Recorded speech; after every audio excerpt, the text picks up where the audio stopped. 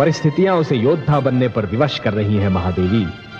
उसके हाथ से पुस्तक छीनकर उसमें शस्त्र थमा रही हैं। जो दोनों हाथों से ज्ञान लुटा सकता था महादेवी, उसके दोनों हाथों में धनुष और बाण पकड़ा दिए परिस्थितियों ने। हाँ कमल नयन, जो शांति का संदेश दे सकता था वो युद्ध का उपदेश दे रहा है।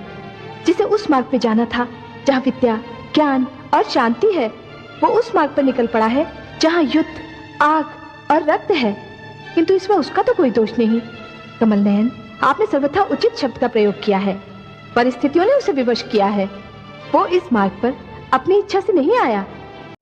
परंतु संतान कभी कभी ये भूल जाती है कि उसके अपराध का दंड केवल उसी तक सीमित नहीं रहता, उसके माता पिता को भी भोगना पड़ता है।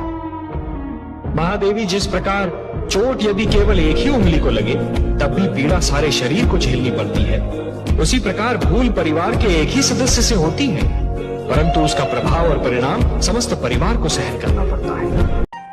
असत्य और अहंकार की शक्ति जितनी बढ़ती है, सर्वनाश उतना ही समीप आ जाता है। महादेवी, जिस प्रकार वृक्ष जितना ऊंचा होता जाता है, उसके गिरने की संभावनाएं भी उतनी ही बढ़ती जाती हैं। उसी प्रकार अहंकार जितना बढ़ता है, उसका अंत होना उतना ही निश्चित होता जाता है।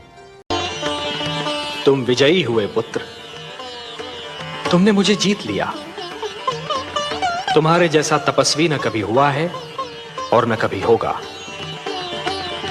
तुमने सिद्ध कर दिया कि जीव ब्रह्म का ही एक अंश है और अपनी साधना से ब्रह्म को भी धरती पर ला सकता है। तुमने ये सिद्ध कर दिया वत्स कि सृष्टि की सबसे बड़ी शक्ति है भक्ति।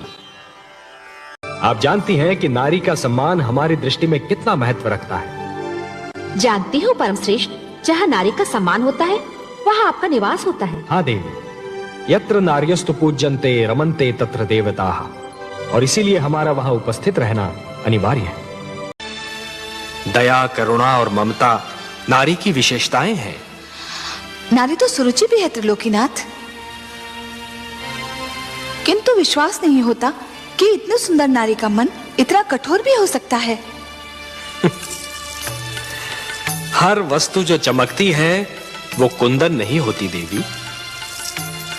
आवश्यक नहीं कि हर सुंदर स्त्री का मन भी कोमल हो।